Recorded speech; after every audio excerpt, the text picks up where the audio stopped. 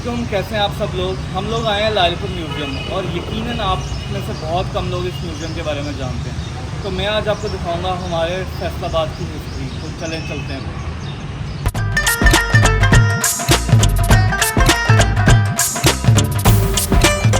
फैसलाबाद के आठों बाज़ार और घंटाघर का अगर नक्शा देखना चाहते हैं तो ये हमें बाहर ही मिल जाएगा म्यूज़ियम को।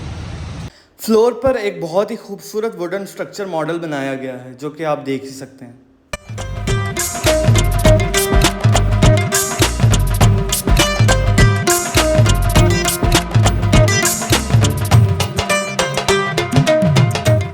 म्यूज़ियम की एंट्री पर कुछ इंस्ट्रक्शन लिखी हैं, तो सब रूल फॉलो करें और एंजॉय करें। म्यूज़ियम में एंटर होते ही बहुत ही एंटीक सी वाइब फील होती है। बहुत ही खूबसूरत रूफ के साथ लेफ़्ट साइड पर आपको कुछ फ्रेम नज़र आएंगे जिनमें कायद-ए-आज़म और इलामा इकबाल की तस्वीरें हैं। इनमें से एक फ़ोटो जिन्ना गार्ड्स की भी है जो कि 1947 के बाद की है।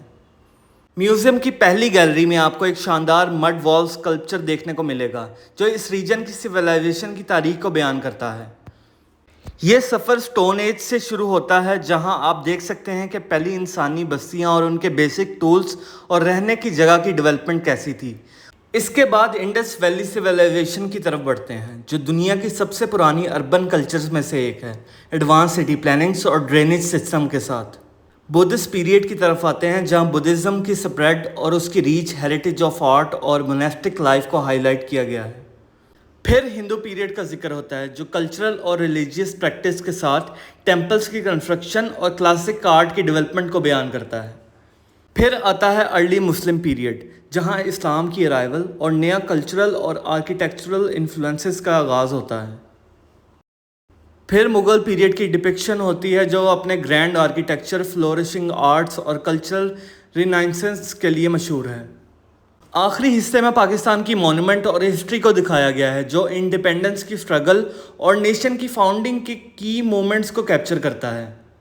Moment and history of Pakistan के सेक्शन में आपको कायद-ए-आज़म, इलामा इकबाल और फातिमा जिन्ना की तस्वीरें देखने को मिलेंगी जो पाकिस्तान के मीनार पाकिस्तान के साथ डिस्प्ले की गई हैं। इस सेक्शन में पाकिस्तान का फ्लैग को बहुत ज़्यादा प्रोमिनेंट किया गया है जो ला इलाहा इल्लल्लाह का मैसेज भी हाईलाइट करता है। ये तारीख का वो पैगाम है जो हमारी आइडेंटिटी और फाउंडेशन को बयान करता है।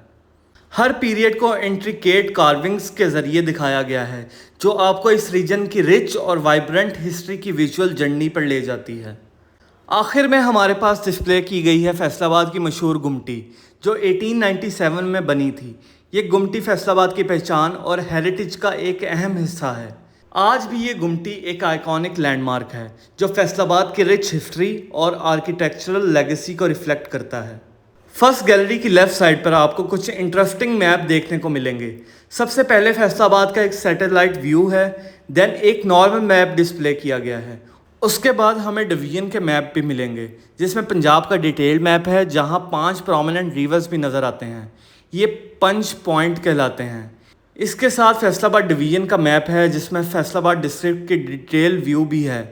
और फिर पाकिस्तान का बहुत ही खूबसूरत मैप नज़र आता है जिसमें हम चेक करेंगे कि ये टेक्सचर है या नहीं। एक्चुअली ये टेक्सचर नहीं है। और एंड में हमें वर्ल्ड का फिज़िकल मैप भी देखने को मिलता है। ये है सांदल बार गैलरी।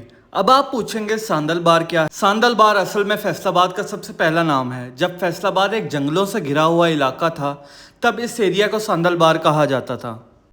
फिर हिस्ट्री ने अपना रुख बदला जब ब्रिटिश यहाँ पे आए।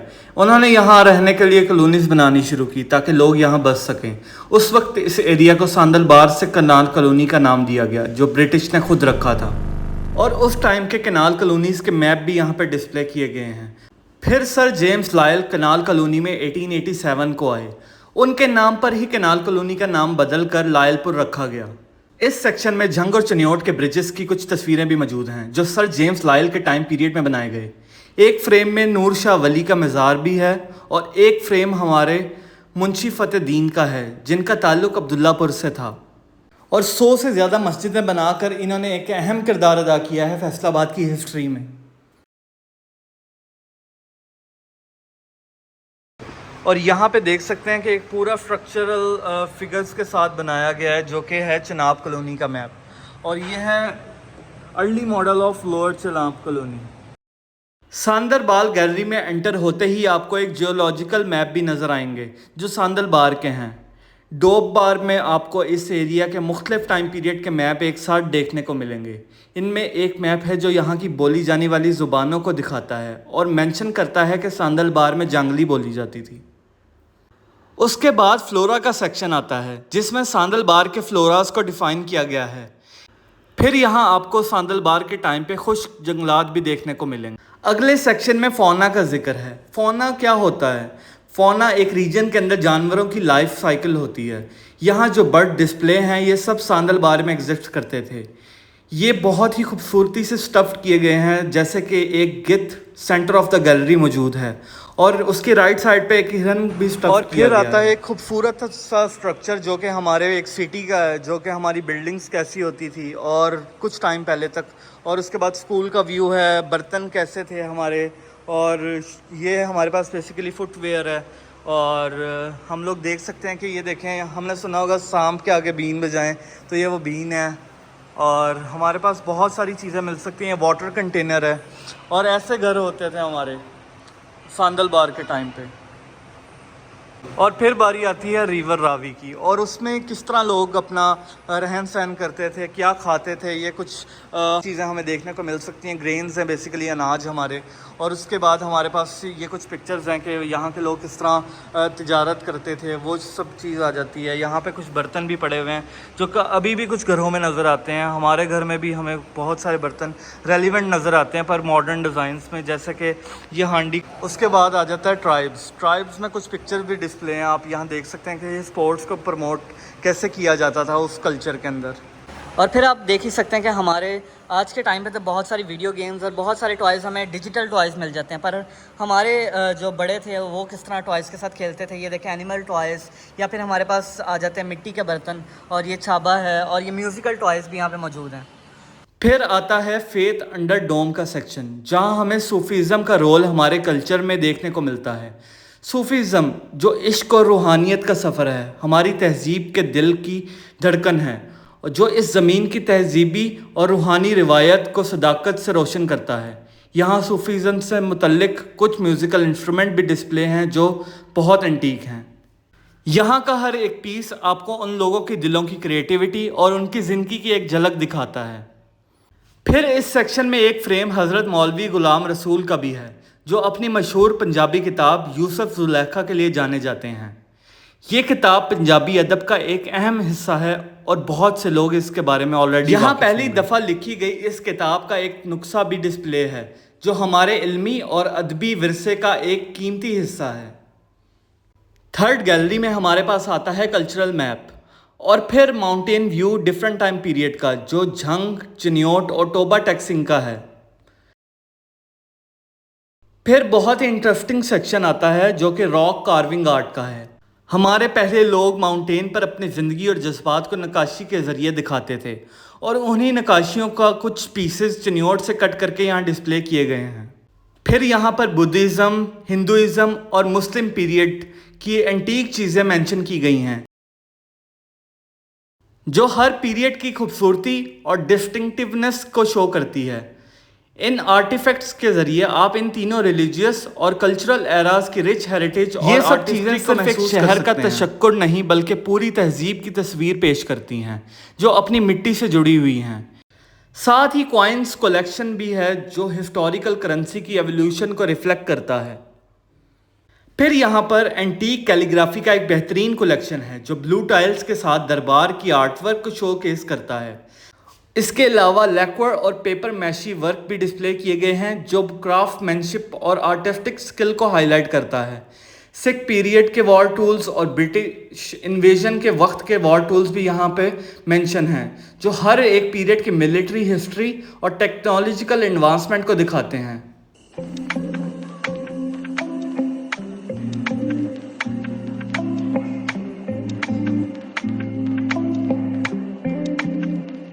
ये तो था एरिया ग्राउंड फ्लोर का। चलिए अब हम चलते हैं फर्स्ट फ्लोर की तरफ। स्टेयर्स में आपको एक बहुत ही खूबसूरत वुडन कार्व विंडो देखने को मिलेगी, जिसमें एक शानदार क्लॉक टावर की पेंटिंग भी है। और फिर हमारे पास आ जाता है डेवलपमेंट फेस ऑफ लायलपुर। ये पूरा मैप है जो कि हमारे पूरे लायलपुर का है, जिसमें आप एक एक इलाका, एक एक जगह देख सकते हैं। और फिर आ जाता है लोअर चिनाब कॉलोनी का एक और मैप, और ये डिफरेंट मैप्स हैं, आप सब देख सकते हैं।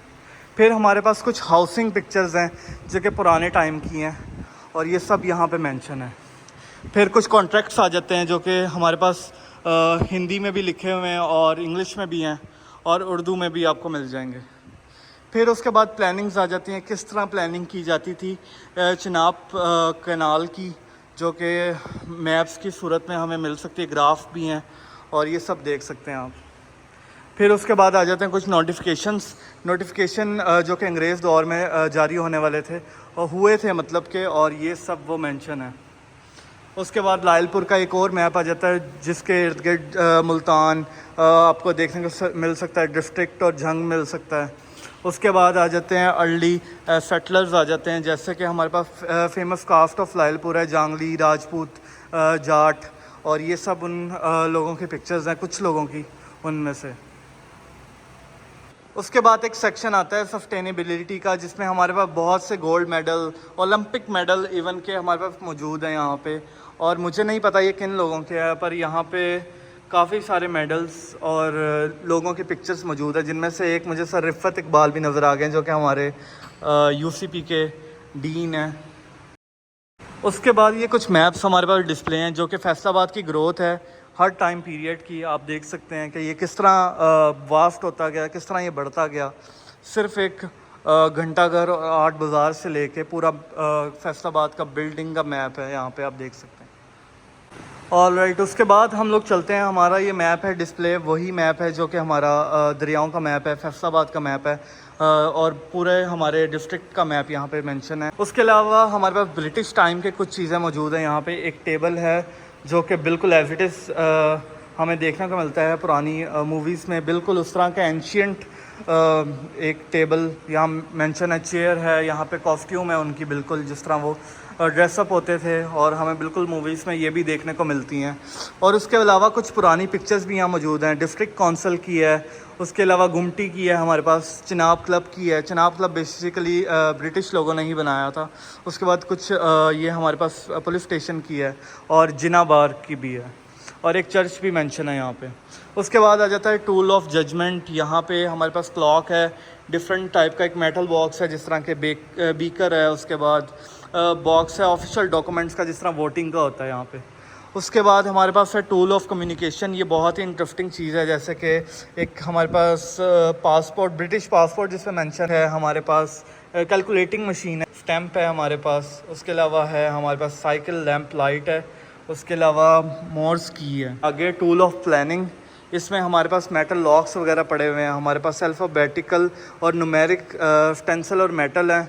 और इसके बाद इंक्स पड़ी हुई है, डिफरेंट टाइप की इंक आप देख सकते हैं। उसके बाद आ जाते हैं द 2 डायमेंशंस। इसमें हमारे पास गन्स मेंशन है जो कि बहुत ही एंटीक किस्म की लग रही हैं। यहाँ पे कुछ वुडन बॉक्सेस भी मौजूद हैं जो कि हमारे पास स्टोरिंग रेवेन्यू। उसके बाद फैसलाबाद से एसोसिएटेड बहुत ही इंपॉर्टेंट लोगों के पिक्चर भी यहाँ मेंशन है, जैसा कि आप देख सकते हैं। इनमें से कुछ लोगों को आप लोग जाने पहचाने होंगे और कुछ नहीं, तो आप देख सकते हैं भगत सिंह शहीद का ताल्लुक भी फैसलाबाद से था। उसके बाद आप देख सकते हैं काफ़ी सारे लोग यहाँ पे मेंशन है। अरफा करीम है, नुसरत फ़तेह अली ख़ान है, जिनको मैं जानता हूँ, उनके नाम मैं मेंशन कर रहा हूँ। बाकी आप यहाँ से डिटेल पढ़ सकते हैं। हैदर अली हैं, डॉक्टर आबिदुल इस्लाम है, उसके बाद सुल्तान बाहू है। इन सब के नाम हमने कहीं ना कहीं सुने हुए हैं या पढ़े हुए हैं। तो और किस कदर खूबसूरती से इन सब को मेंशन किया गया है।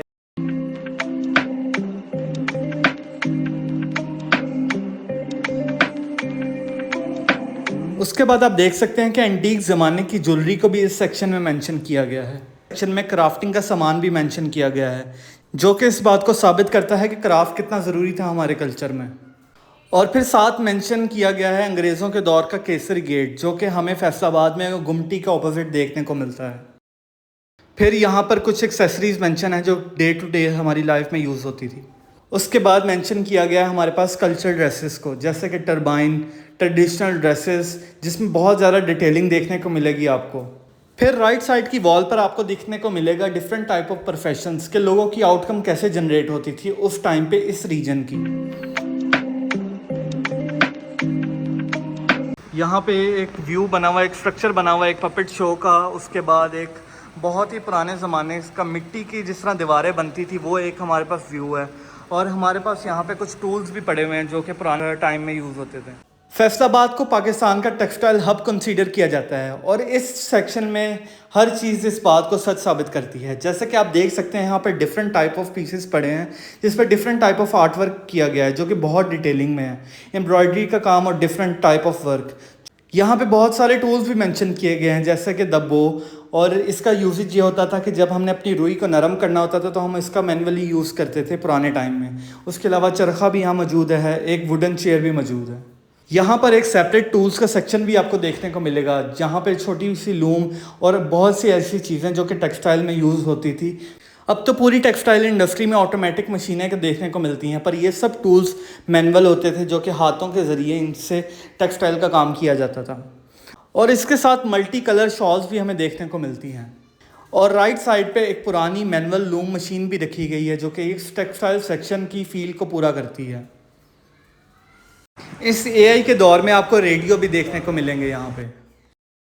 हमारे पास नेक्स्ट गैलरी आती है मूवमेंट एंड हिस्ट्री गैलरी, जिसके अंदर आइडेंटिकल कंटिन्यूज में हमारे पास मेंशन किए गए हैं different type of post cards, different type of notes जो कि हमारी पार्टीशन के बाद के हैं। फिर यहाँ पर कुछ फोटोग्राफ्स मेंशन की गई है जो कि हमारे लीडर ऑफ डेवलपमेंट की है जिन्होंने आज़ादी के दौरान हमारी मदद की इस डेवलपमेंट में। एट दी एंड इस वॉल पे हमारे पास मेंशन किए गए हैं पंजाब के पार्टीशन से पहले के और बाद के मैप्स को।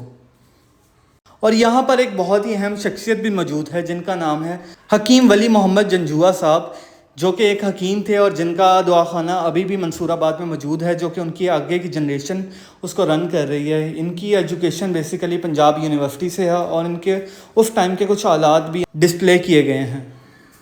द ग्रोइंग, हमारी नेशनल हीरो अरफा करीम जिनकी वफ़ात 2012 में हुई, उनकी फैमिली की तरफ से बहुत सारी उनकी डेली लाइफ की रूटीन की चीज़ें जो कि वो यूज़ करती थी वो इस म्यूज़ियम को डोनेट की गई और वो सब यहाँ पर मेंशन की गई हैं। जैसे कि उनकी बुक्स, उनका बैग, उनकी ज्योमेट्री बॉक्स, उनके पेन्स, वो सब यहाँ पर मौजूद हैं।